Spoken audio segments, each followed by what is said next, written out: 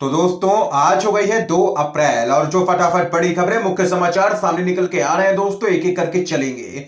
तमाम बेहद बड़ी अपडेट्स आप तक आगे इसी वीडियो के माध्यम से पहुंचाएंगे। सभी मुख्य समाचार हैं, ये वो खबरें हैं जो गोदी मीडिया आप तक नहीं पहुंचाता है। आगे एक एक करके सभी बड़ी अपडेट्स जानेंगे। तो वहीं दोस्तों खबरों की तरफ चलने से पहले आप लोगों से एक छोटा सा निवेदन है कि अगर आप लोग भी पश्चिम बंगाल के अंदर ममता बनर्जी की पार्टी टीएमसी को प्रचंड बहुमत मिलता हुआ देखते हैं तो अभी इस वीडियो को लाइक कीजिए, चैनल को सब्सक्राइब करके बेल के आइकन को जरूर दबाइए दोस्तों, और कमेंट बॉक्स में कमेंट करना बिल्कुल भी मत भूलिए। जय जवान जय किसान, बाइकआउट गोदी मीडिया। दरअसल दोस्तों पहली बड़ी खबर जान लेते हैं। बंगाल चुनाव, टीएमसी सांसद महुआ मोइत्रा का बड़ा आरोप, 150 ईवीएम में गड़बड़ी हुई है, चुनाव आयोग पर किया है तंज। आप लोगों को दोस्तों बताते चले, पश्चिम बंगाल विधानसभा चुनाव के दूसरे चरण के मतदान को लेकर के टीएमसी की सांसद महुआ मोइत्रा ने बड़ा आरोप लगाया है। मोइत्रा ने कहा है कि सुबह से दोपहर तक 150 से ज्यादा मशीनों में गड़बड़ी पाई गई है। तो वहीं आप लोगों को बताते चले, महुआ मोइत्रा ने चुनाव आयोग पर तंज कसा है कि उसने ईवीएम में खराबी नहीं हो इस पर उतना ध्यान नहीं दिया जितना उसने पुलिस अधिकारियों के तबादलों पर दिया। आप लोगों को दोस्तों बताते चले, दूसरे चरण के मतदान के दौरान कई जगहों से ऐसी खबरें सामने निकल के आई हैं कि ईवीएम में गड़बड़ी पाई गई है और वहां पर मतदाताओं ने भी जबरदस्त तरीके से हंगामा किया है, लेकिन चुनाव आयोग की तरफ से कोई भी इस पर ध्यान नहीं दिया गया। उसी पूरे मामले पर टीएमसी हमलावर हो चुकी है और आरोप लगा दिया है कि 150 ईवीएम में गड़बड़ी हुई है। दोस्तों अगर आप लोग भी ईवीएम के जरिए मतदान का खुल करके बहिष्कार करते हैं तो इस वीडियो को लाइक कीजिए, अपना समर्थन दर्ज करवाइए। अगली बड़ी खबर की तरफ चलते हैं दोस्तों। आरएसएस बीजेपी जहरीली विचारधारा कर्नाटक पहुंच गई पर तमिलनाडु पुडुचेरी में घुसने मत दे, ये यहां पर कहना है कांग्रेस पार्टी के वरिष्ठ नेता खड़गे का। आप लोगों को दोस्तों बताते चले, कांग्रेस के नेता मल्लिकार्जुन खड़गे ने कहा है कि आरएसएस और बीजेपी जहर की तरह हैं, अगर आप उनका स्वाद लेंगे तो आप निश्चित रूप से मर जाएंगे। किसी तरह वे कर्नाटक तो पहुंच गए हैं लेकिन इस जहरीली विचारधारा को तमिलनाडु और पुडुचेरी में प्रवेश करने की अनुमति नहीं दे, ये यहां पर जनता से अपील की है कांग्रेस पार्टी के नेता खड़गे ने। एक और बड़ी अपडेट जान लेते हैं दोस्तों। नंदीग्राम में भारी अंतर से चुनाव जीत रही हैं ममता बनर्जी, उनके आसपास भी कोई नहीं है, यह यहां पर कहना है यशवंत सिन्हा का। आप लोगों को दोस्तों बताते चले, पूर्व केंद्रीय मंत्री और टीएमसी के नेता यशवंत सिन्हा ने कहा है कि पश्चिम बंगाल के मुख्यमंत्री ममता बनर्जी नंदीग्राम में भारी अंतर से चुनाव जीत रही हैं। उन्होंने कहा है कि विरोधी उनके आसपास भी नहीं है, यह यहां पर कहना है यशवंत सिन्हा का। अगली बड़ी खबर आप लोगों को दोस्तों बताते चले, मुख्यमंत्री ममता बनर्जी ने गैर भाजपा नेताओं को लिखा पत्र तो कांग्रेस ने दे दिया है खुला समर्थन। आप लोगों को दोस्तों बताते चले, बंगाल की मुख्यमंत्री ममता बनर्जी ने विपक्षी दलों को लामबंद होने के लिए लिखे पत्र के बाद भाजपा और मोदी सरकार के खिलाफ विपक्ष की लामबंदी की कोशिशों ने यहां पर जोर पकड़ लिया है। ममता बनर्जी की अपील पर कांग्रेस की कार्यवाहक अध्यक्ष सोनिया गांधी ने अपनी सहमति जताते हुए इस कोशिश को हरी झंडी दिखा दी है। 10 जनपद से मिली खबरों के अनुसार सोनिया गांधी ने पार्टी नेताओं को इसके समर्थन में आवाज उठाने को भी कह दिया है। आप लोगों को दोस्तों बताते चले, इसकी पुष्टि तब हुई जब पार्टी के प्रवक्ता राजीव शुक्ला ने पार्टी मंच से कहा कि कांग्रेस हमेशा ही विपक्ष को एकजुट करने के पक्ष में रही है। इस मुद्दे पर चुनाव परिणामों के बाद सोनिया गांधी पार्टी का पक्ष सामने रखेंगी। उनका साफ इशारा था कि समय आ गया है जब विपक्ष को मिलकर के संवैधानिक मूल्यों और संस्थाओं को बचाना होगा जिनको भाजपा और मोदी सरकार लगातार बर्बाद कर रही है।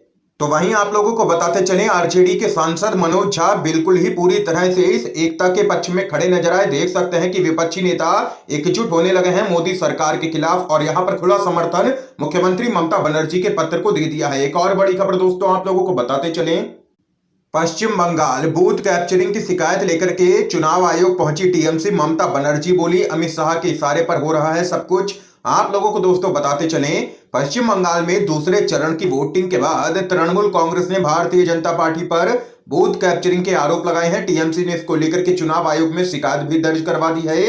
टीएमसी ने कहा है कि मोयना विधानसभा के 8 बूथों पर भाजपा के लोगों ने कब्जा कर रखा था और यहां स्थानीय लोगों को वोट नहीं डालने दिए गए। टीएमसी ने आगे कहा है कि सीआरपीएफ भी भाजपा के लोगों की ही मदद कर रही है। तो वहीं टीएमसी की मुखिया और पश्चिम बंगाल की मुख्यमंत्री ममता बनर्जी ने चुनाव आयोग और गृह मंत्रालय के रवैये को लेकर के सवाल खड़े किए हैं। उन्होंने आरोप लगाया है कि अमित शाह ने सीआरपीएफ और बीएसएफ के जवानों को भाजपा को मदद पहुंचाने के लिए कहा है। हमने लगातार चुनाव आयोग से इसको लेकर के शिकायत की है। कई चिट्ठी भेजी है। इस सबके बावजूद चुनाव आयोग कोई भी कदम नहीं उठा रहा है। खुलेआम भाजपा उम्मीदवारों की मदद की जा रही है।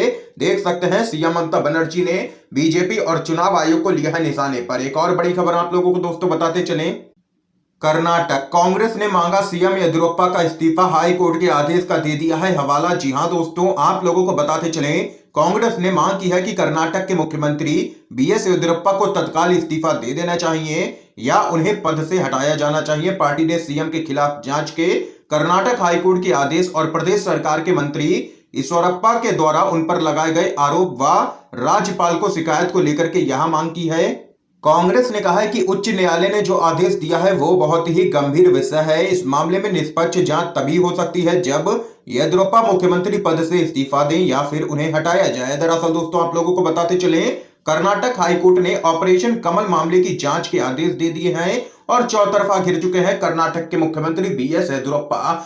तो वहीं दोस्तों इस बीच अगली बड़ी खबर आप लोगों को बताते चलें, संघ की मानसिकता के अनुसार केंद्र सरकार महिलाओं को अशक्त करने में लगी है। ये यहां पर जोरदार हमला बीजेपी पर बोला है राहुल गांधी ने। आप लोगों को दोस्तों बताते चलें, ग्लोबल जेंडर गैप में 140वें पायदान पर भारत के पहुंचने और 28 पायदान फिसलने पर राहुल गांधी ने कड़ी प्रतिक्रिया दी है। उन्होंने ट्वीट कर कहा, संघ की मानसिकता के अनुसार केंद्र सरकार महिलाओं को अशक्त करने में लगी है। यह भारत के लिए बहुत खतरनाक है। ये यहां पर कहना है राहुल गांधी का और बीजेपी को लिया है एक बार फिर से निशाने पर।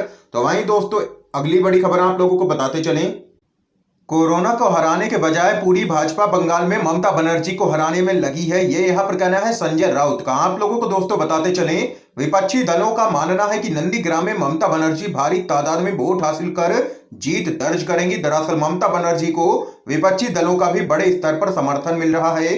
तो वहीं इस बीच शिवसेना के नेता संजय राउत का बड़ा बयान सामने निकल के आया है। उन्होंने कहा है कि सभी राज्यों में हो रहे विधानसभा चुनाव बहुत ही महत्वपूर्ण है। देश की राजनीति आने वाले समय में किस दिशा में जाएगी, इन चुनावों के नतीजे से यह स्पष्ट होगा। खास तौर पर असम और पश्चिम बंगाल अब जनता यह तय करेगी। तो वहीं शिवसेना के नेता संजय राउत ने यह दावा भी किया है कि नंदीग्राम में ममता बनर्जी की जीत यहां पर तय है।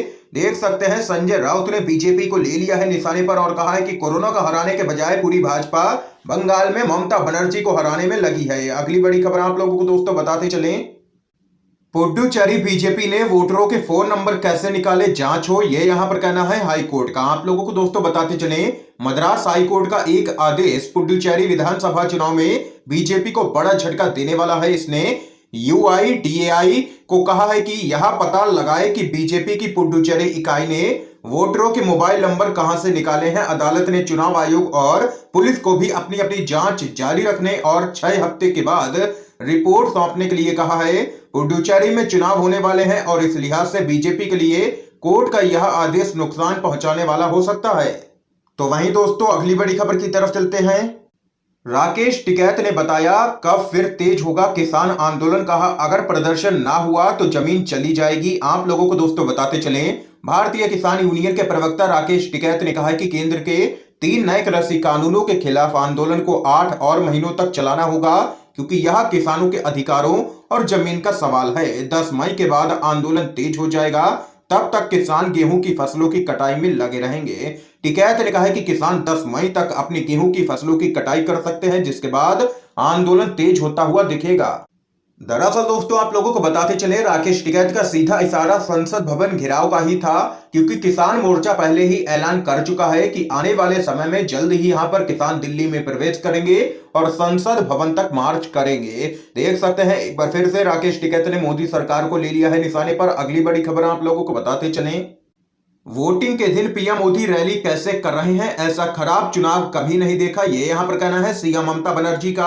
आप लोगों को दोस्तों बताते चले, पश्चिम बंगाल की मुख्यमंत्री ममता बनर्जी भारतीय जनता पार्टी और चुनाव आयोग पर जबरदस्त तरीके से बरसी हैं। इसके साथ ही उन्होंने कहा है कि नंदीग्राम सीट पर भाजपा चुनाव नहीं जीतेगी।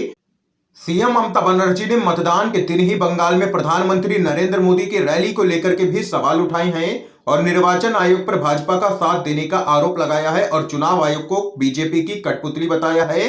देख सकते हैं जबरदस्त तरीके से सीएम ममता बनर्जी बीजेपी और चुनाव आयोग पर बरसी हैं। आज की तमाम बेहद बड़ी खबरें दोस्तों सामने निकल के आई हैं, जो हमने आप लोगों तक पहुंचाई हैं यूएनवीडीवी के माध्यम से। वीडियो पसंद आया हो तो लाइक कीजिएगा, ज्यादा से ज्यादा शेयर कीजिए ताकि आप सभी के दोस्त भी इन खबरों को जान सकें। वीडियो देखने के लिए दोस्तों आप सभी का बहुत बहुत धन्यवाद।